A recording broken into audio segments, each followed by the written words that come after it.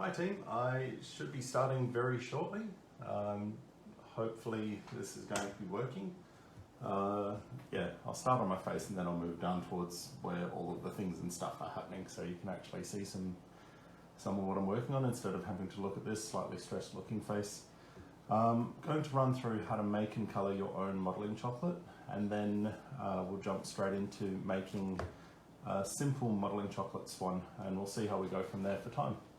So give me just a second, I'll move that down. So what I'll start with is the actual modelling chocolate recipe. So one of the most important things that you can get is the kitchen scales. You can get a super cheap set of kitchen scales from Kmart for about $5. You can get fancier ones like this for about maybe $9 or $10. There really is no excuse to not have digital kitchen scales in your house anymore.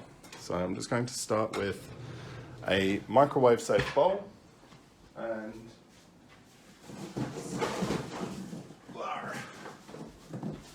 then some. I've got a 15 kilo bag of it, so excuse the rustling. Some, what's this? Just reset that to zero it off.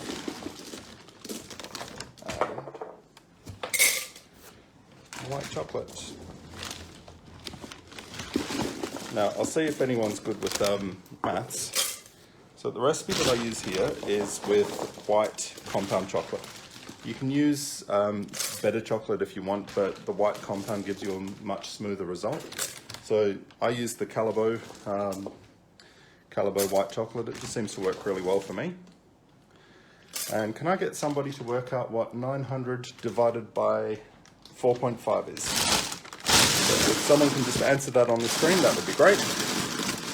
And sorry about the rustling. So 900 divided by 4.5. I'm going to start that in the microwave. Just there. Here we go. So I've got a microwave really close by, which is handy. I'll microwave that for 1 minute.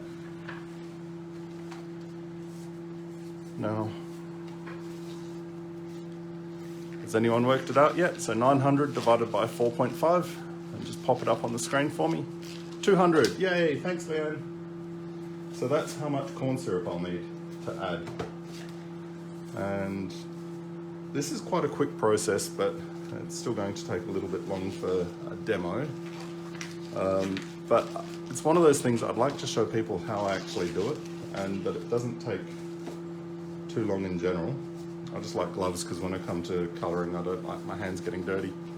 Now, my microwave is really quite a weak microwave. So with your microwave at home, I'd recommend dropping it down to 80%. I'm using quite a lot of chocolate in there, so you wouldn't ever want it to microwave for this long. It's just that I know my microwave inside and out really well. I know how much my chocolate can take in there and how strong the microwave is. So what have I done with my spatula? That'll work. You bring everything over for startup and then forget to put things here. So get that mixing around. You can see that after a minute it looks like nothing's happened and it's all still very strong and chippy. Now when you first do this, just do it in 30-second bursts at a lower temperature, and I'll get going for another minute. So again, my microwave's weak. I'm using quite a lot of chocolate. I know how that bowl absorbs heat as well. So I've got a lot more latitude in there to be able to make changes. Now, once you'll see how this actually comes out, but once it's done, you do have to knead it, and this is a bit that most people forget to do. It's really, really important to knead your chocolate. And the reason for that is that you'll get these little lumps in there that are hard to work out. So when you, actually this is a pretty good chocolate. It's kind of funny. So, there we go. So you can see little lumps like that one there. And you just have to warm that up in your fingers and bunch that through. I'll show you the full process just in different steps. And what I want to do with this is get some colour into it. Make this one a red. So there's a couple of different ways that you can colour this, and I'll just stir that while I'm doing this. Yeah, there's a couple of different ways that you can colour this. You can do it with just gel colour. Yeah, the gel colour actually works really quite effectively. Or you can do it with just dusts. You can also use colour mill. Colour mill is amazing for this. I love colour mill, and that's an oil-based colour. You don't need to use an oil-based colour. Makes it a lot easier, but you just, yeah, you don't need to. You just work whatever colour you've got through it. I tend to work with a much firmer recipe for modelling chocolate anyway. So when I'm working with my modelling chocolate recipe, it can take a lot more liquid colour and keep its strength without kind of going softer or having any major issues. So that's nearly done. Now, one of the hardest things to get used to here is the concept of not over mixing it and just letting the heat in the actual mixture finish doing the melting for you. So, and I'm going to go against all the things that I usually say and whack that back in the microwave for another minute. And again, it's at this point where you should be going 30 seconds by 30 seconds. It's just that I really know my microwave well. So while that's going, I'm going to move this out of the way because that's sort of my uncoloured plate. This one here. I'll colour this with a little bit of red colour. So this is just red gel colour. And you don't want to be too shy with the colour. You never really want to be too stingy. My favourite thing to colour this with is actually these powder colours. But I think just for the sake of it, most people will have gel colours on hand. This is where it looks like a murder scene for a bit. Hey, Betty! And you can see that takes the colour pretty well. So just mix that through. Then keep it going. That'll do well with a sit in the microwave for a bit. And once you've got the colour mixed through it, you want to put it off to one side so that it can come back down to room temperature and kind of chill out a bit. So just keep that moving. I could get that a bit darker, yeah. I like it a little bit darker than that. So I'm just going to drop a bit more colour on. And you can see it's a little bit salmony. It doesn't matter what colour you use, it's just don't use liquid. And just make sure it's a gel or a oil. And you definitely don't need to use the oils. So keep that moving. That's all good. Whoa, I lost a bit.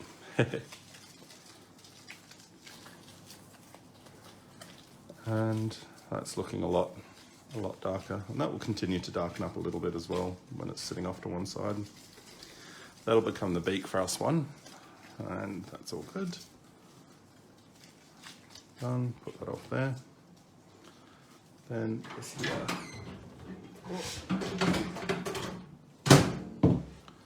Now this has had another minute and it's been sitting, so for just under a litre of chocolate, you shouldn't really have it in there for more than about 3 minutes at 80% if you've got a stronger microwave. Again, mine's a really cheap, gentle microwave, so I can get away with a lot longer time and just do it in big chunks. But also I tend to work in big amounts. I usually make this up in 2.5 litre amounts. So if you let that mix through, you can see I've still got some big lumps in there, and I just want to keep using the residual heat from the bowl to mix that through.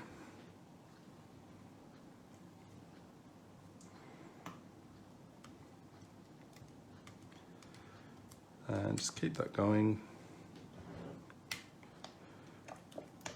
Now ideally when you add the corn syrup to this, you want the chocolate to be sort of a little bit warmer than body temperature, not much, just a little bit warmer than body temperature, and that will stop it from splitting out as badly. So where most people go wrong with this is they'll add the corn syrup to it while it's still way too hot, and that's when the oils are freer to run around and escape. Really doesn't matter if they do, it just means that the second part, the kneading part, takes a lot longer. So let that go. And what I'm making here is a 4.5 to 1 ratio of white compound chocolate to corn syrup. And I use a Korean corn syrup because it's easier for me to get hold of. I know that Bake Boss will be bringing in their own version of Korean corn syrup at some point soon as well, which is really cool. So now I'm just going to pour in. I should really let that sit around for another 5 or so minutes, but you guys will get bored watching just a bowl of white. And I'm just going to pour that in up to 200 grams, like Leanne said. And come on, keep it going. Nearly there, what? And that's all good. Now the best thing with the Korean corn syrup is that it's liquid already, or any corn syrup is that it's liquid already. That's all that done. Just put the lid back on that, and as that sits there, that should start to come back a bit cooler. So you don't need to heat it up, so you're not introducing any extra unnecessary heat. I'm just going to keep mixing that around, mixing, and just bring the chocolate through to the bottom, and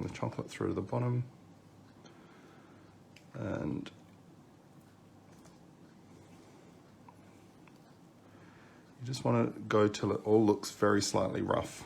And once you've hit that point, you've got to stop. Otherwise you'll squeeze all the chocolate out, all the oil out of the chocolate. Now, if you do start to get chocolate oil leaking out of the chocolate like this is doing now, so this is the point where you stop. You can't mix anymore because you'll just split it up and make it really hard for yourself on the next stage. If you do that, it's not the end of the world. You just have to bag it up immediately. So I'll just get a big Ziploc bag. I usually do this in a massive Ziploc bag, but I figure most people won't have one of those, so I'll halve that and slop that in there. Come on, work with me, not against me. All good. And slop that in there. And that starts at chilling really quickly because I'm going to press that nice and flat. So I maximize the surface area. Here we go. Whoa, getting there. So maximize the surface area and straight into a freezer with that. So I'll throw that straight in the freezer.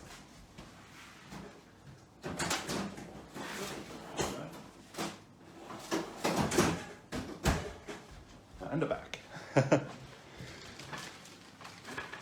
All right, so with that amount, that thin, it only takes about 5 or 10 minutes in the freezer. You just want to leave it in there till it gets leathery. If you leave it in there a bit longer, it's not the end of the world. It just means that it turns into a solid brick, and there's nothing wrong with that. It's just that once it's turned into a super solid brick, you've got to whack it in the microwave to get it back towards a workable state. So there we go. And that should all be good. There we go. So I've got my messy colouring pad down here. So now I'd normally do all the colouring at once, and in a few minutes I'll go grab that so you can see the result of that going through the freezer.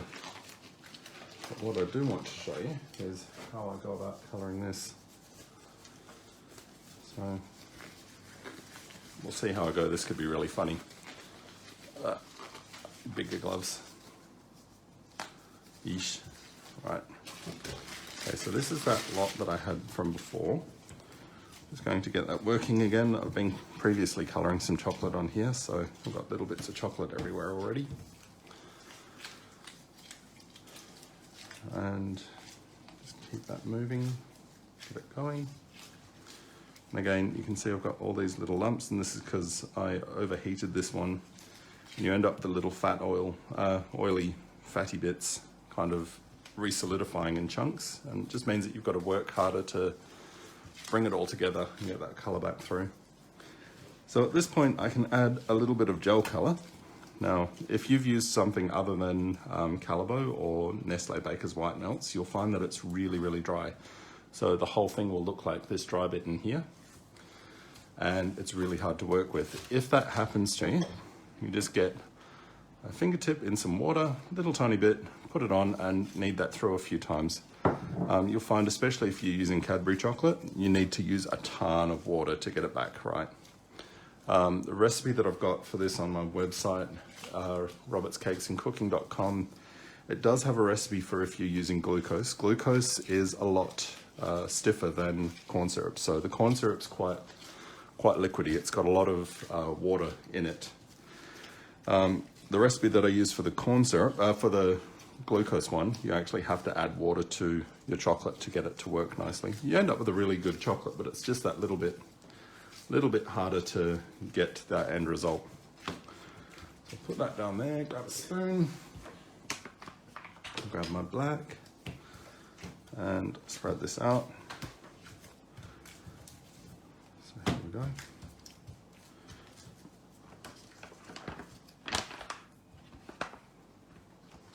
Yeah, I usually do this with gel color just because it's a little bit cleaner. You don't end up with stuff everywhere, but this gives me a darker color a lot faster. And I'm sure you guys don't want to sit here watching me knead chocolate forever. It gets boring after a while. So I'll put that somewhere where I can't knock that over. And then just spread that in and roll it up and work that through. That's just a black powder color. It comes up really nice. Oh, what a mess. But good result. It's probably the fastest colouring I've got and the easiest colouring I've got to get true black in just about everything. And yeah, I can buy that in 100-gram bags of that powder for $30, and it's worth it for that result. So now then, I mean, look at how inky and awesome that is. And this is also where you can see where your kneading hasn't been as successful as maybe should have been. See the little tiny white flecks in there? That's just the unmelted fat. That's that. So that's all good. I'm going to do something with a high degree of difficulty here and try and swap out and go back to white to knead my white so I can show you how it comes out of the freezer. So I'll just clean that up. This is where this is good because you've got a layer of fat over everything. It makes cleaning it up just that little bit easier. So I love the chocolate because the cleanup's just so much simpler than just about everything else. He says just smearing it everywhere, but still. And one of the best things about doing these demos at home is that I can run and wash my hands. It's not the most exciting thing for you guys, but it means that I can actually continue on doing multiple things without getting rubbish everywhere. So that's all good. All nice, or at least closer to nice. That'll do. And I'll be back. Okay, so now I've got my original one that we've just made, and that's already leathery. So if I let that go any further, that will set up like an absolute rock, and you just have to throw it in the microwave for a few beats. And pop that out. You can see when this first comes out, it's quite shiny, quite yellowy, and it's kind of got little hard waxy bits all through it. So that's because I combined it all while it was still quite hot. So you just have to knead it all together. And when you knead it all together, it loses some of that yellowness and some of that waxiness, and the texture comes good again. Just knead that through. And one of the important things here as well is not to be a hero. If it's too hard to knead, stop what you're doing and put it in the microwave and make your life easier. But you can see with just a little bit of kneading, that is already coming a little bit whiter and brighter. Don't know if you can see that, but the more you knead it, the lighter in colour it gets. Then you can just add some white powder or some white gel colour to get that really nice bright finish. So, or you can add your other colours, and you can see again when it first comes out, it does have that kind of dry look to it. Keep kneading it, warm it up, get all of that combined through, and it's fine. If it's still too dry, just add a little tiny bit of water. For Calabo and the Nestle Baker's White Melts, you don't need to, usually. So that's all good.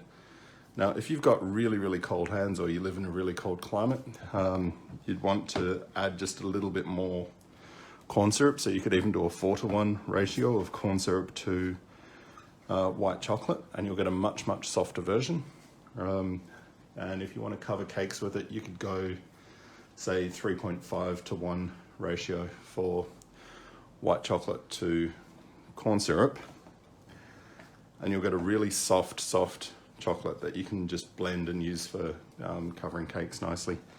It doesn't really stretch, so it's always going to be quite brittle, but it does come together nicely. So if I need that for another couple of minutes, that'll be perfect and ready to use. Now, the only reason I'm not going to do that is because, well, the only reason I took as long to do that as I did was so that this stuff would start to set up. Because I've been kneading it, it's still quite soft. And that's fine, just pop that over there. If anyone's got questions, just ask in the comments. I can sort of kind of see them, so I'm quite happy to jump in. Now, this is my secret weapon, a birdwing mold. There are ways that you can make wings without it, but this is relatively cheap, and it's got wings of all different sizes. It's usually readily available, and tell you what, it just makes your life so much easier. So glad I found this. We'll get onto that in a second, but this is the structure that we're going for this one. So I'll come up and see if I can get a little bit further away and give you a better angle so you can see what I can see. And I'll show you how I made that. So I start with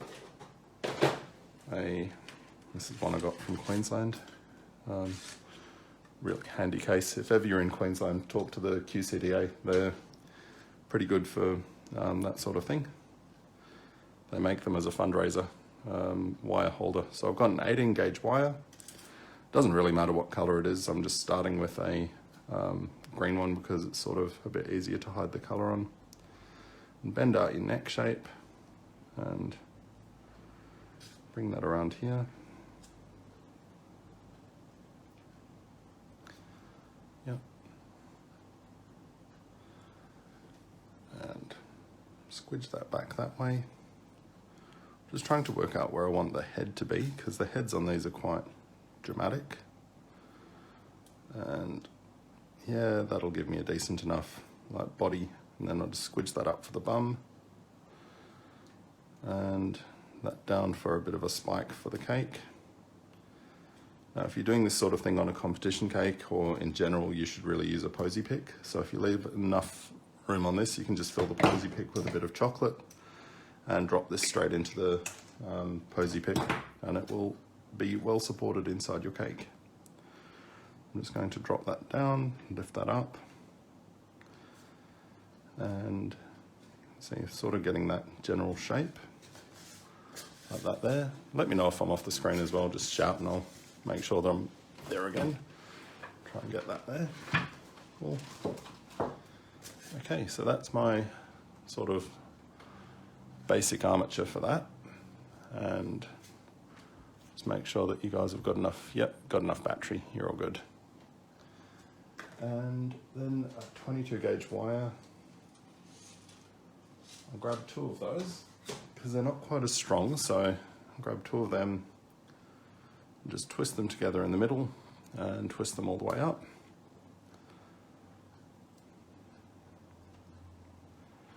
Now, if you want to be really fancy, you could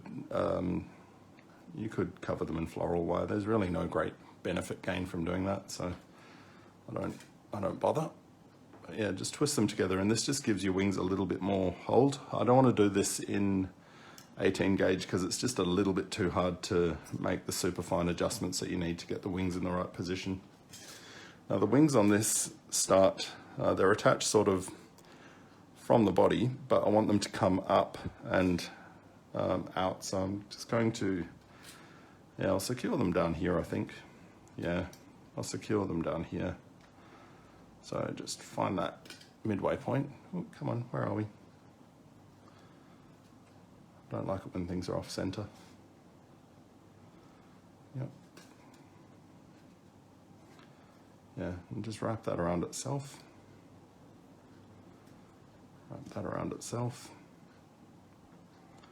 Then you can sort of give them a little bit of height, and they'll come back along the body from about there. So I'm just running up the neck a little bit, and that should do it. So you can see it's a little bit from below the neck. It's kind of hard to explain it because they don't really have shoulders. So, but yeah, the wings kind of go back and forward and back and forward. That should work reasonably well to support the little beastie. And a lot of this is just trial and error. I don't really have a great plan for this. I just get it all going, turn that up just in case anyone is stupid enough to try and eat it. Yeah, if you're putting this on a kid's cake or something, I would recommend wrapping it. It just protects the mouths from sharp parts of wire. But that's why I generally try and tuck the ends under themselves, and then I can stab that in there and hope for the best.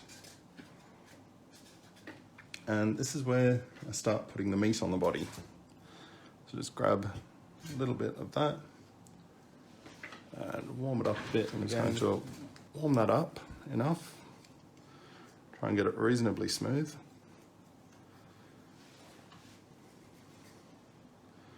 So that'll be kind of its body a bit.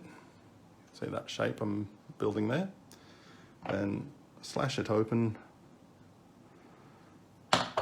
and squidge it on.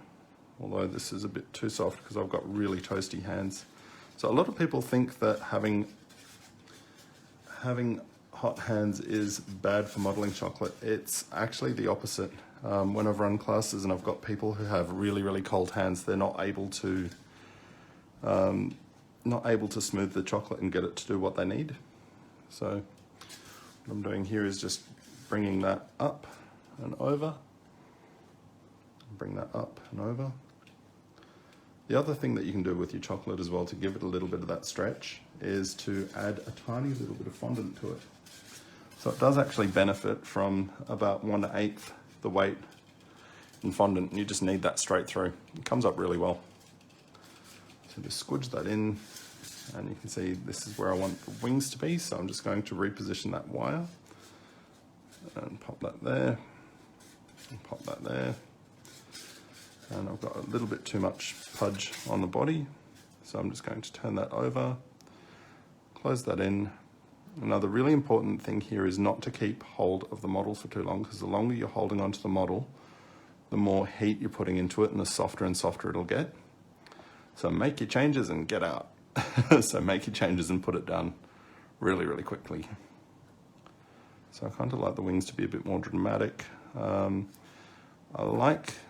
want this one to be standing up a little bit more, so we can do that like that. Just bend it back, put that down like that, pick him up a bit more, and then it's just a case of little tiny adjustments. So I'm not just holding on to it, I'm going in and making the adjustments as I go, making the adjustments and letting go of it. So if you really keep in contact with it, you just turn it to sludge. All right, and then I want that to sit more that way. Whoop. Come on. Yeah. Stabbed it in on a funny angle. Okay, cool.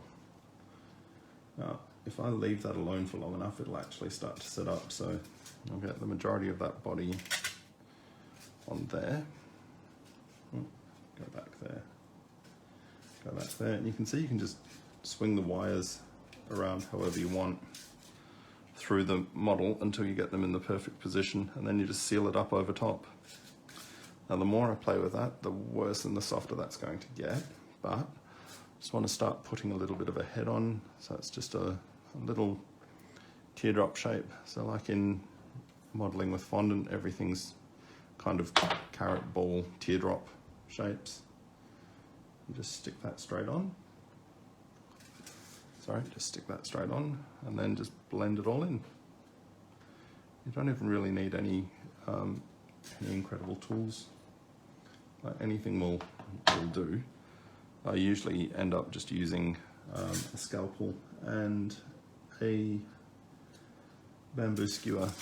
So I just keep that moving around there. Keep it moving, and that's fine. So you can see I've sort of got that teardrop shape there going. Yeah. Then I'll let that set up while I work on the wings. There's a couple of different ways that you can do the wings. I'll try both and see, because it's been a little while since I've done this. Let's see, what size wing do we want? So if we hold that up to the bird, the really big one, or is the big one too big? Oops, sorry, is the big one too big? Maybe. Is the little one too little? No, the little one looks about right. So that's fine. Move that over there. And squidge that around a bit. Yep. That coin. Just grab one of these. Now the cool thing with this is you can roll it out really, really thin into sheets. This is how I make my flowers. And you just use a ton of corn flour. So squidge that down. Lots of corn flour on the top, because this likes to stick to everything while you're rolling it. And just pick it up and turn it over each time. Pick it up and turn it over, pick it up and turn it over. Keep that going. And okay, so that's about right. So that's one way that I can work with this. But yeah, palette knife is a friend for these. So I'll put that off to one side for a second to firm up, and I'll show you how I do this one.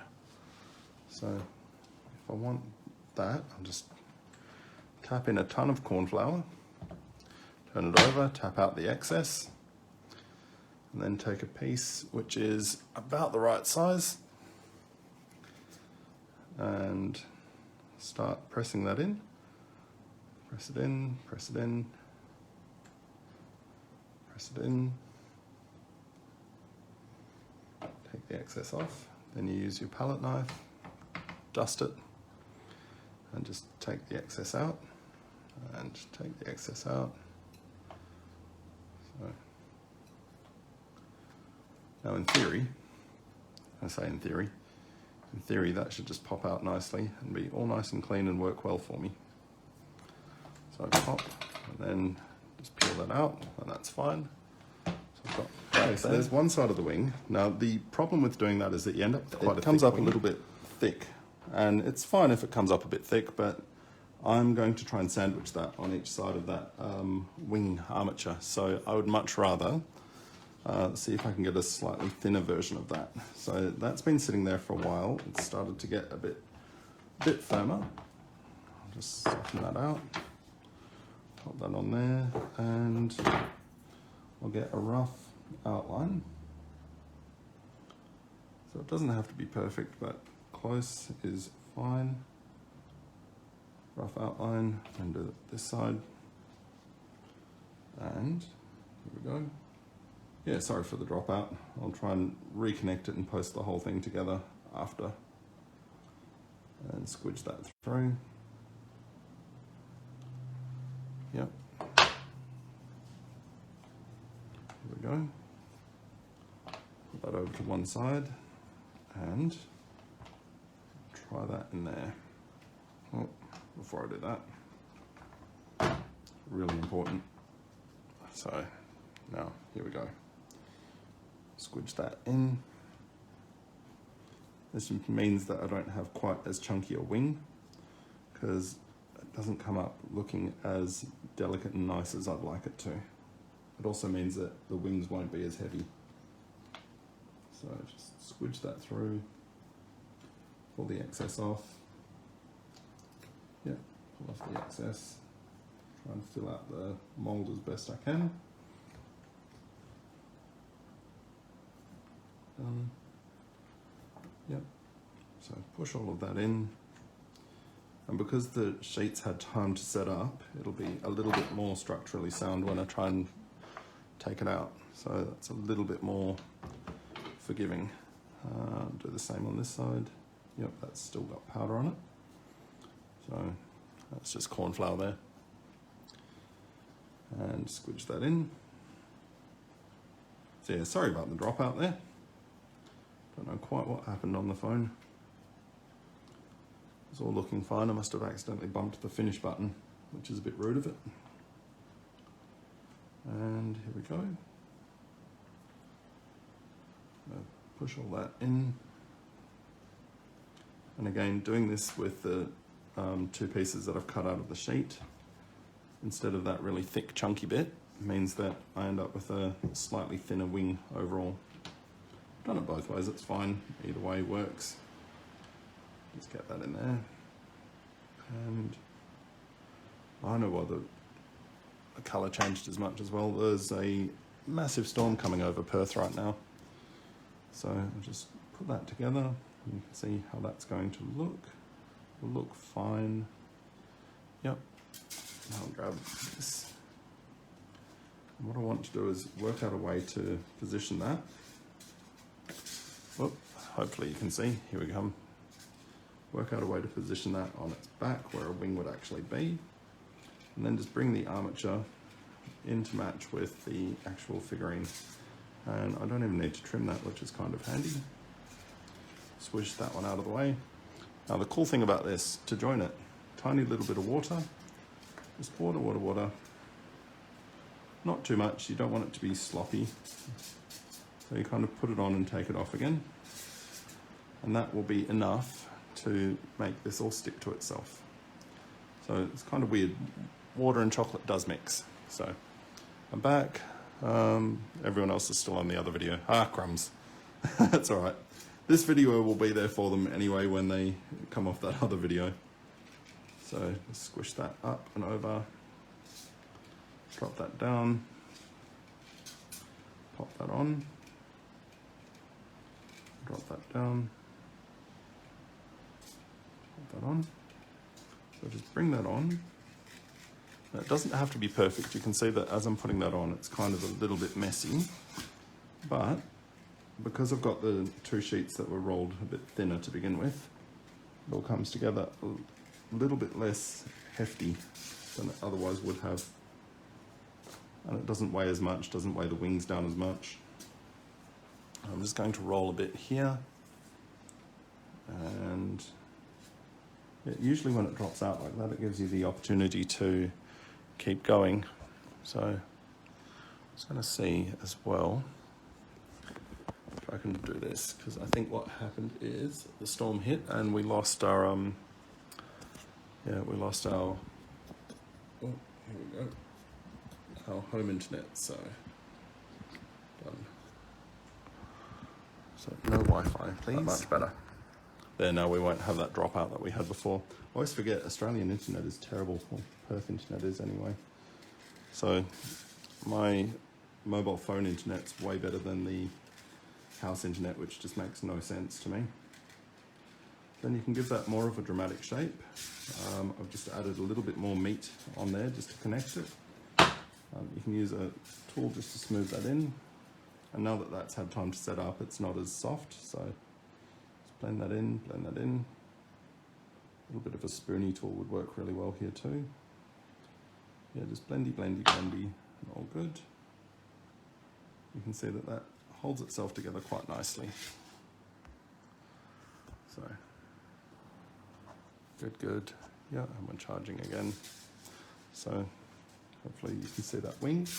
Now down its back, just so that that all stays connected well, I'm just going to, yeah, it's crazy. The mobile phone data is just, yeah, I always forget about it when I start these, and then I'm like, I should have switched to mobile.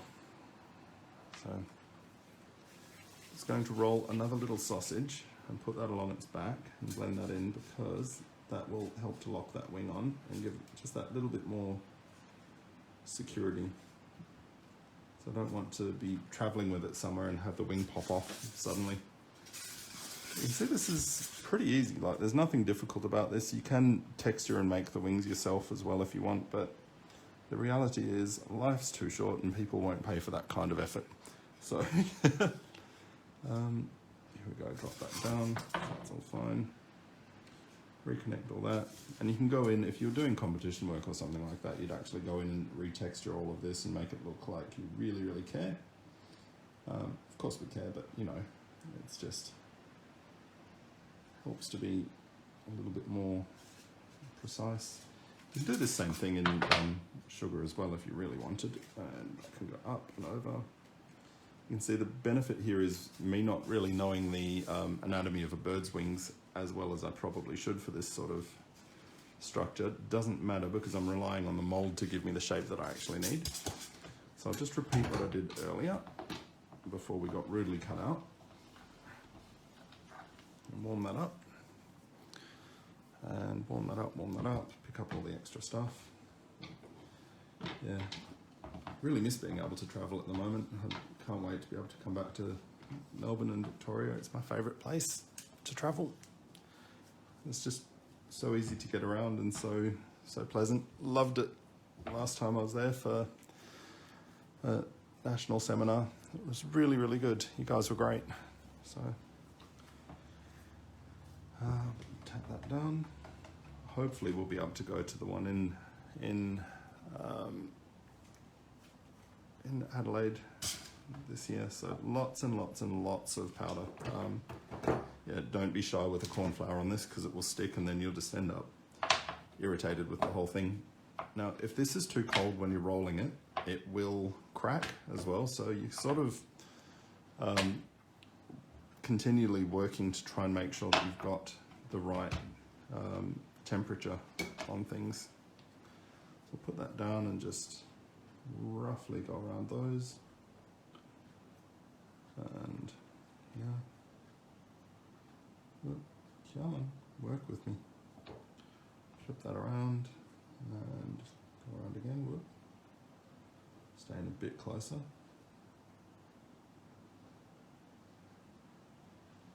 But you could do a very similar thing with like Christmas angels and stuff like that. You can make a little human figurine and just use this sort of wing mold and do the same thing. So create a little armature through its shoulders and little bit of heavy gauge wire and create these, sandwich them on, and away you go. So a good way to get multiple use. Of course you can do this in white as well. I like doing it in black just because, hey, West Australian. So it's our state fauna emblem. I think that's the correct way of referring to it. There's something that's not quite English about that, but you know what I mean. So it's our state animal anyway. It's on our flag for West Australia. And we are, yeah, basically a city on the Swan River, so yeah, quite like black swans. They're my favourite. Angry little things they are. And here we go. And get really aggressive. Yeah, if you've got a person model, or if you saw the figurine that I did for caking all over the world, you could do this exact same method and do that exact same model. Use your existing molds and just slip a piece of wire around the chest support, out the shoulder blades, tidy everything up because it's chocolate. The seams just blend away with absolutely no effort, and yeah, it all comes up nice. You have a really cute little angel figurine. So just peel that off, and where'd my bird go? Yeah. And pop that back. So again, to seal this together, little tiny bit of water on it, well, really only on one side, but I like to put it on both. So put it on and then take the excess off. So what happens when you do this, the water is repelled by the fat in the chocolate, but it starts to melt the sugar in the chocolate and all the other bits of proteiny things in the chocolate. So it actually turns the sugary parts of the chocolate into a glue. And it all just locks itself together nicely. So I'll just pop that in there, work out how to put that in there. I could probably trim that off, but I'm just being lazy now. I will trim that. Yeah. Again, it's polite to turn the, whoops, sorry, you're not on the screen. Again, it's polite to turn the sharp end of this under so that it's not pointing out, but nobody's eating this. I've got no kids who are going to be munching on it by mistake. It's just for the demo. So here we go. Put that there. And then slap that one on there. But the nicest thing about working with chocolate is you don't have to be too precious with it. You can just get in there and get it done, and then you've got a really effective figurine pretty quick. Now I just want to make sure that that's actually even across the back so it doesn't look completely crazy. And so you just reposition it. And while it's still a little bit warm, it remains posable, so you can get the exact pose that you're after. So I'll just warm up a little bit of this in my hands. Again, this is where if you've got cold hands, you need to have a hot wheat pack or something like that off to one side so that you can warm the chocolate up, because you've got to have enough heat to be able to get it from a really solid brick to a workable state. So if you do have really cold hands and you live in a cold house, or your workstation has an air conditioner directly above it, you need to have some sort of a hot pack or make a much softer version of the chocolate. So, and yeah, you can go really go to town with this and get super amounts of detail on the wings, because you will crush some of the detail out as you're smushing the wings together, but it doesn't matter too much. So that extra bit that I put on the back there was enough to sort of hold it on. I can squidge that up a bit. This little bum looks a little wonky, but that's okay.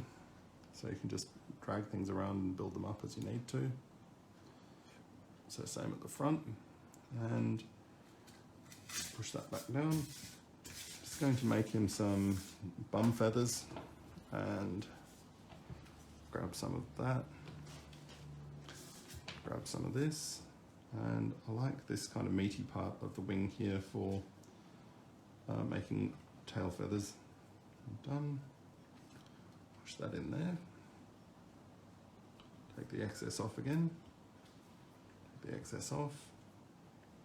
And I've got a nice section that I can use. Nice section that I can use here for bottom feathers. So little tail feathers. And again, just tiniest little bit of water on there. Oh, keep working off the screen. Sorry guys. Sorry team. And getting there. And pop that bit on. You can see that's quite rough. Where is it? Yeah, it's quite rough, but just push that on. I know anyone who's an ornithologist here is probably screaming because it's just not the way a swan's tail is actually shaped, but do you know what? I'm no ornithologist and it'll do. So I'll just put another layer across that. Where do I want to go from? I want smaller petals. So used to working in flowers.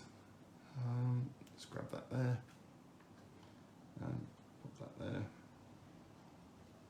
Take the excess off. Peel that out. I've got a section that I can add in here.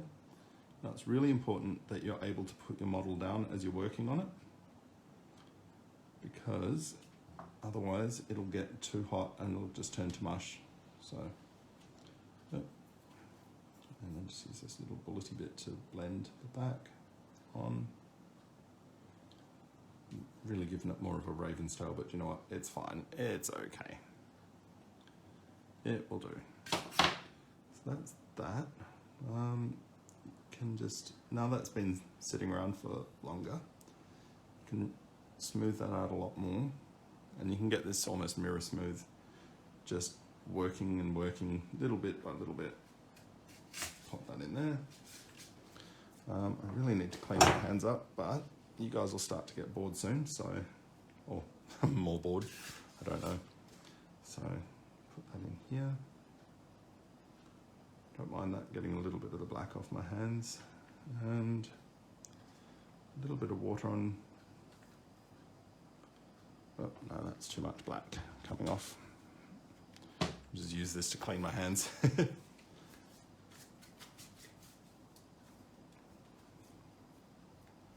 Yeah, that should have got most of the colour off. There we go. So the black swans have actually got creepy little red eyes as well, so you can use your red for most things. And just want to make another little tiny teardrop. Not too much. Little tiny teardrop. And the longer I work with this, the softer it'll get and the harder it'll get to plop on. So I'll just push this upside down and push that nose up and on. Nose. Anyway, beak is the word I'm after, beak. You can sort of drag it around the surface to sculpt the face out more as well. But if I drag that down, you get the shape that I'm after. I've sort of got a spoony shape at the end of the bill as well. So if I try and wibble that around until I get that little spoony bit, that should hopefully look a bit better. Oh, yeah. There, and then I can drag some of that up the back, there. Oh, and I need to put that down a bit and just work with the little tiny bits here up its face. So this is where having a reference is helpful, and I've not got one on me. So just bring that down. Yeah, if you've got more time, you can sort of sculpt the face in a bit better. And same on that side, just need a bit more up there. A little bit there. There we go. So now that's quite wonky, but as it starts to set up, I can just keep repositioning it slightly and it'll get better. And where's this tool gone? Just clean that up. So, yeah, just clean that up a little bit. Doesn't have to be amazing, it's just a suggestion of the beak rather than the full-on sculpting. It's fine. Right, put that back in there. I kind of want that wing up a little bit more. And, oh, sorry guys. Is there a way to get the cornflour off the wings? Yes, there is. So to get the cornflour off the wings, you hit it with a blowtorch and all the cornflour sinks in. The fat rises to the surface and all the cornflour just disappears. It's kind of cool. I'll show you in a second. Let's put on its creepy little eyes. And so yeah, you can really go to town on the cornflour because it just all magically sinks in and sorts itself out. Another creepy little eye over here. This is where I've got my camera in the way, so I can't really see what's going on. Yeah. And it'll do. It's close enough, and then I can put some more black on it. Yeah. What I'd normally do there is actually build it up with a little black dot, and then I'd colour it with colour mill red, and then let that set up for a little bit and just use some colour mill black for the centre of the eye. Or I'd use some of the paint colours, like the paint colours that are good for chocolate. So just tiny little bits of colour on here. Cool. It just helps it look a little bit less terrifying. Now there. Oh, please hold on. The trick to that is generally you want to make whatever you're trying to stick nice and sticky, and your fingers and whatever you're trying to stick it with not sticky, so covered in the flour.